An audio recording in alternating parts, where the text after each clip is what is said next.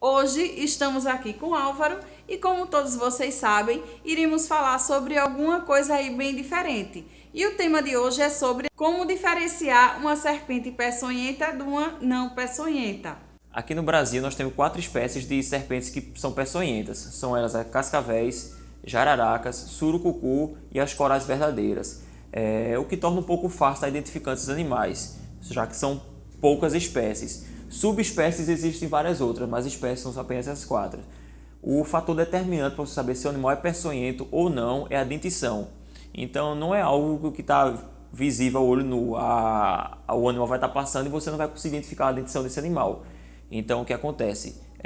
Tem muitas histórias, por exemplo, da coral, que as cores, a combinação de cores com preto, com amarelo, Circular a barriga, isso né, com as é o que cores. identifica. O que acontece? O Brasil é extremamente pobre em literatura desses animais. É muito comum a gente estar traduzindo textos de outros países.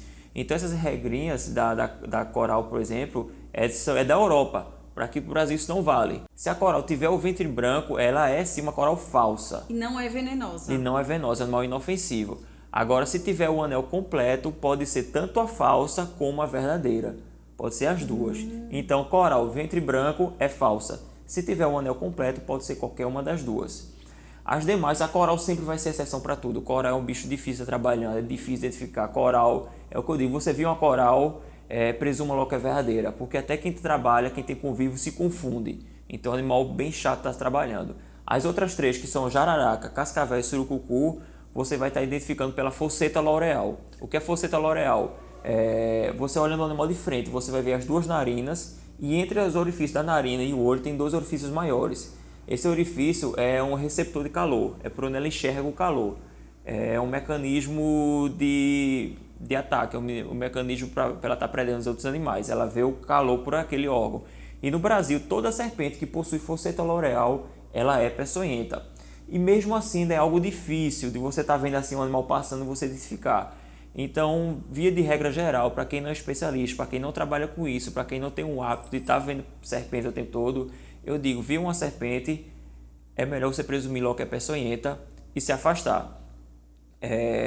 Caso venha ocorrer um acidente, é muito comum o pessoal perguntar, fui picado por uma serpente peçonhenta, quanto tempo de vida eu tenho? Isso é impossível de ser dito quanto tempo, não é uma fórmula que diz isso. Porque existem vários fatores. Primeiro, a pessoa em si. É uma criança, se for uma criança de 20 quilos ou um homem adulto de 100 quilos, a massa é muito diferente, então a toxina vai demorar mais para fazer efeito numa pessoa pesada ou não. Se é um homem, se é uma mulher, a taxa metabólica, se a pessoa vai estar calma ou não, porque a toxina ela está na corrente sanguínea. Então, se a pessoa ficar nervosa, a pessoa for correr ela mesma com socorro, ela vai se intoxicar muito mais rápido. Então, uma das coisas mais difíceis de se fazer na hora de ser picado é uma das principais, é ficar calmo. Então, se uma pessoa for picada, evite até que essa pessoa caminhe. Se for possível, carregue essa pessoa para ela não fazer esforço. Outra coisa que é muito determinante é a serpente que picou. Por exemplo, tem 2 tipos de toxina. Tem neurotoxina, que são as surucucus, as cascavéis e as corais verdadeiras. E também tem as toxinas proteolíticas, que são as jararacas e as surucucus.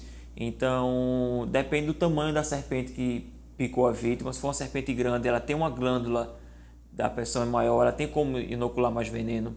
As proteolíticas é a questão da hemorragia, né? Exatamente, ela vai estar agindo mais no local.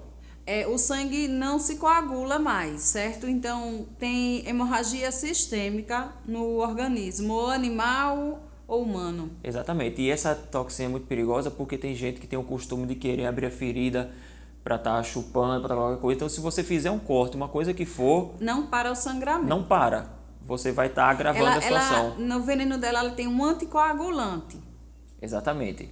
E tem a neurotoxina, que no geral, quando é a picada, você vai ter um pouco inchaço, praticamente não vai ter edema na área. O problema vai estar todo interno, você não vai estar vendo visualmente nem tanto. Então, Sintomas neurológicos, seria exatamente. isso. Então, temos 2 tipos de toxinas. Tem animal que tem essa toxina combinada. Então, isso vai depender muito também, é um fator determinante também. Existem casos raríssimos de chamada picada seca. A serpente estava sem toxina na hora, picou e não inoculou veneno. É casos raros e raros, mas acontece. Por conta dela ter picado anteriormente, ela ficou sem Acontece veneno. também, às vezes, inocular, porque a toxina em si é uma glândula que produz. Tem gente que acha que a serpente, se você tirar o veneno da serpente, ela não produz. Não, ela produz, é feito saliva. Ela tem a capacidade de estar produzindo e regenerando essa toxina.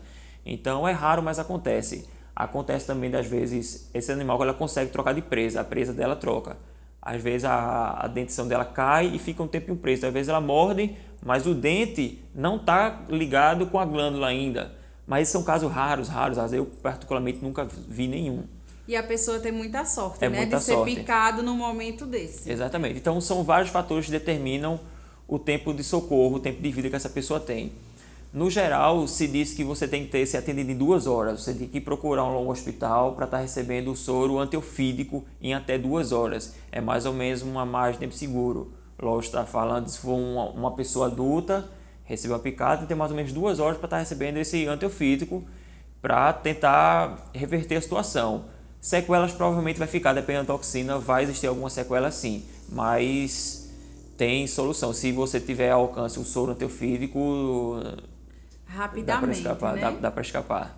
Nos casos clínicos que eu tenho acompanhado, principalmente em animais de grande porte, boi, vaca, cavalo, nunca tem solução, né? Porque daqui que a gente identifica já tem ultrapassado essas 2 horas.